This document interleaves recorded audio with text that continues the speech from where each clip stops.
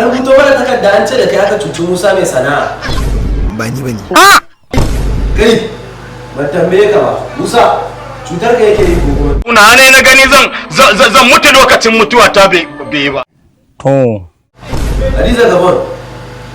Kin ji dai abin da sarki Ali ya faɗa. To ga bude ka karanta ni. Oke? Zaki bani da wannan magana ko ba zaki bari? To me yasa ka aikata? Kawai saboda hana shi wani abu na rayuwarsa na jin daɗi. Yanzu a matsayin ka na sarki a Kano ba sha hakuri. Haba. Ko a zamanin mulkin mallaka ai ba haka. Ina maka gaskiya ba kaunar ka nake. To na dawo kan kuma waka. Za ka iya auren ta ko kuwa? Na shirya auren ta kora da rance. Rance saboda hauka ake yi gole. Wannan sai faɗi abin da ya fi haka. Ga alama. Ga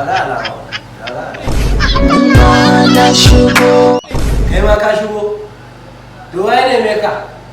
Kar in zama rago a soyayya. Kar ka zama rago. Oke? A dogon ja.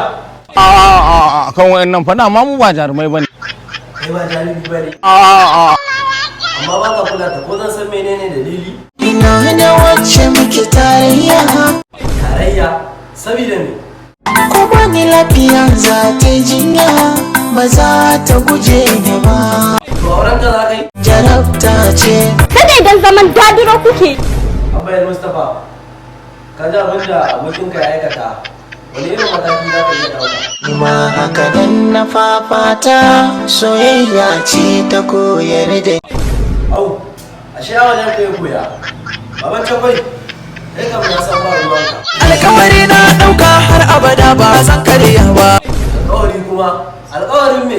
Ko kasuwa za ki je akan keke na zan tuka ki. Ko zan san menene dalilin? Dan na zama. Ka zama, me ka zama?